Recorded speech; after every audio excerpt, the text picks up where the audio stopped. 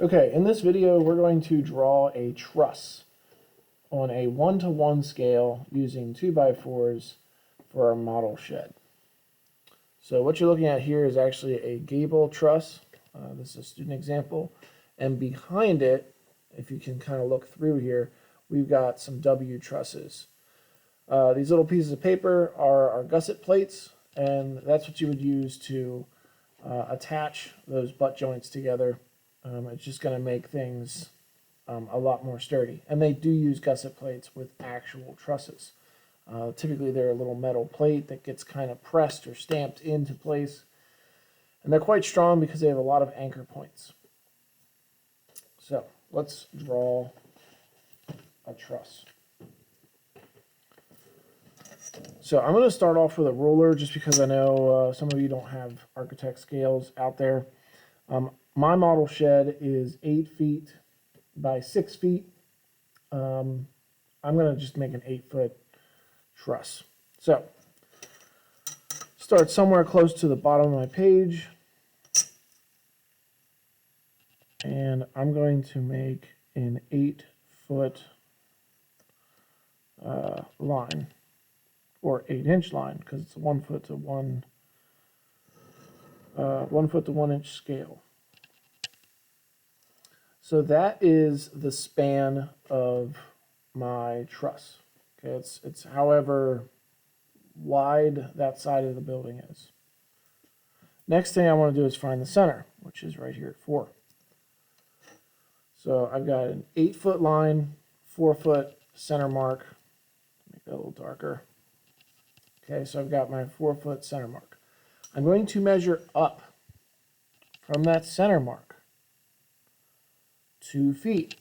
Now we could do a bunch of geometry and math and figure out an exact slope, but I'm just going to go 2 feet because it's a nice whole solid number. It's easy for doing what we're doing.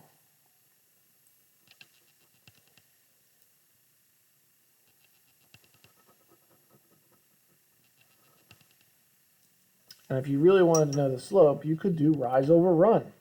We just rose 2 feet, and our run is 4 feet. Okay? So there's our slope. Rise over run.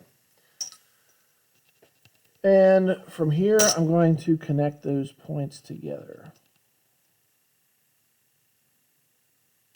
Now, you don't have to draw that line in the center. You could have just put a little dot here at the top, but I'd put a line just to make it a little easier to see.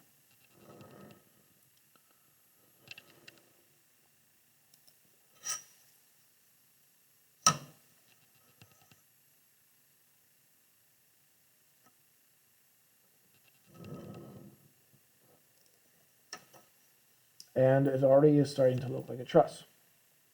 Now, this is the tricky part. If you have a scale, you should find the scale that we're using, the 1 foot to 1 inch scale right here where my thumb is, and you should measure 4 inches. Okay, 4 inches, and go out this direction, like this. Not straight up and not far out to the right, but you want to go perpendicular to the angle of your slope, or the angle of your roof there. It doesn't have to be perfect. This is just a sketch. If we were using computer software, we would be able to do this exactly, but we're just drawing it. Now, if you think about this, okay, if you don't have a scale, and you know that there are, let me get that thing into focus. All right, you know there's 12 pieces in 1 foot, okay, 12 inches.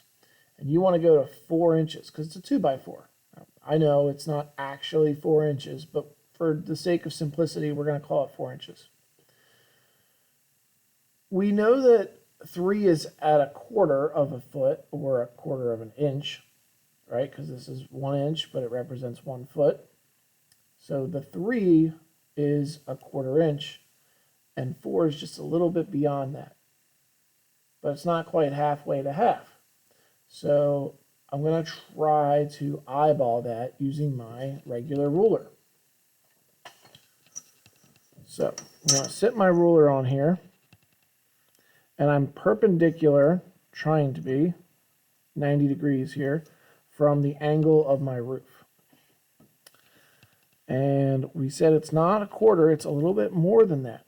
So I'm not going to quite go to 3/8. I'm going to do about 5/16. And that's going to get us pretty close. Now, you want to do that in two different spots. Just going to double check my first measurement there. All right, that doesn't look too bad. And I'm going to draw a line above the line that I already drew. Now down here, I don't really care how long this is right now. I'm just going to make it extra long. We're going to fix that later. I'm going to come over to the other side and do the same thing. 5/16, 5/16. If you're using the scale, do 4 inches, because that's what it should be, 4 inches. And just in case my dots are a little off, I'm looking at it this way so that I can see if my ruler is parallel to my other line. If I put it this way, I can't really see where my old line is, and maybe I line up to the dots a little off. This way is giving me a kind of a second look, if you will. And I'm trying to line the peaks up a little bit. That looks pretty good right there. And those are my rafter pieces. Now I'm going to go up from the bottom 4 inches as well. Now this I don't have to measure because the grid's going to do it for me. Each of these squares is 2 inches. So I'd go up, and I know that that's the top of my ceiling joist, which is what that piece is called.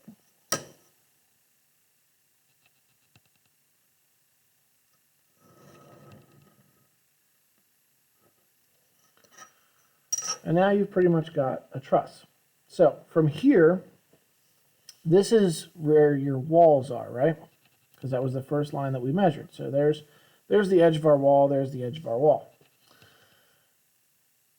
Depending on how much of an overhang you want on your roof is going to determine how far you measure down here. And when we're in school, we typically use a scale for this, and I tell students to go 6 inches or 12 inches for their overhang. You could do more than that. I have a 4-foot overhang at my house. I think it's a little much, but it's just the way that my house was designed. So if we're going 6 inches and we're using a ruler, not a scale, I know that 6 inches is the same as a half a foot, or sorry, half an inch. So I'm going to go down here to a half, but I think I might have enough space. I'm not going to have enough space on the other side. I have enough space for 6-inch overhangs. I'm going to go down here to 6. And then I'm just going to take that line straight up. And that's where my board would be cut. So I have a board there, board on that side. You get the idea. And we'll do a 1/2 inch on the other side.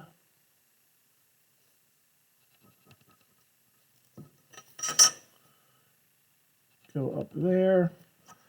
And there you have your basic triangular frame for your truss. Okay, to put the W or the gable end inside, I'm going to do 1/2 and 1/2.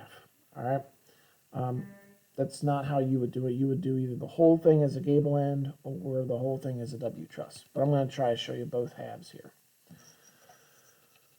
So you want to space out your boards every 16 inches. And I don't know what 16 inches is because I'm using a regular ruler. But I know that it's about 1.5 feet, or you could space them out every 24 inches, which is 2 feet. So to make it easy on myself, I'm just going to space them out every 2 feet. So we start over here, we go over 2 feet, and that would be the center of our board. Now because our truss is laying flat and we're looking at the 4-inch side, our support pieces are going to be 4 inches wide as well. So this is almost like a stud in your truss. The next one's going to be dead center in my truss, so I'll mark that. And then the last one here will be centered on 6 feet. So I can fill those in. And a gable truss is what you're going to use on the very end of your building. A W truss is what you use on the inside of the building. So I'm not going to draw this last one in here because, well, I'm going to put a W on this side. Okay, but if you're doing a gable truss, you would put these studs all the way across. And typically they're spaced 16 on center, but I'm using a ruler instead of a scale, so it's hard to find 16 inches. And to keep it simple, we're just going to put them 2 foot on center. For the W, there are several different strategies and rules out there. It doesn't always have to be a perfect W. What I have found is that if I take this bottom line here and I break it into thirds, it's going to give me a segment here, a segment here, a segment here. Wherever those thirds start and stop is going to be kind of my magic middle point. If you were doing this on an actual truss, you may want to do it a little bit differently. You may want to find the center of this and then go perpendicular this way. That's one way of doing it. There are a number of different ways out there of doing it. Depending on where you are and what your snowfall and stuff is, the codes may be different. For just the model sketch, to get the idea of what a W truss looks like, I like to just find thirds going across here. So this being 8 feet, that's not going to divide into thirds super nicely, but let's see here. If we go 2.5 inches and we go 2.5 inches, that's going to leave us about 3 inches in the middle. I'd say that's pretty close. We can live with that.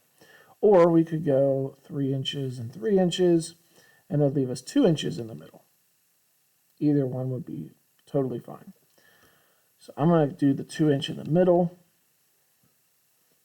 And from this point out to here, I'm going to try to be as perpendicular as possible.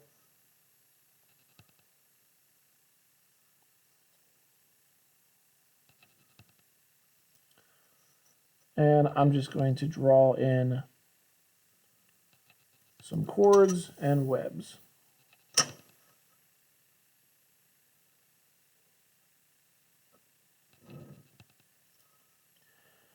And we could spend probably a week or a month talking about the different styles of W trusses and the different angles and all the stuff that's going on there. I realize that I'm not going over all of that, and this may not be 100% up to code. I get that. I'm just trying to get you in the gist of how you could make it happen, how you could do it on a small scale, and it's still going to supply you with plenty of strength.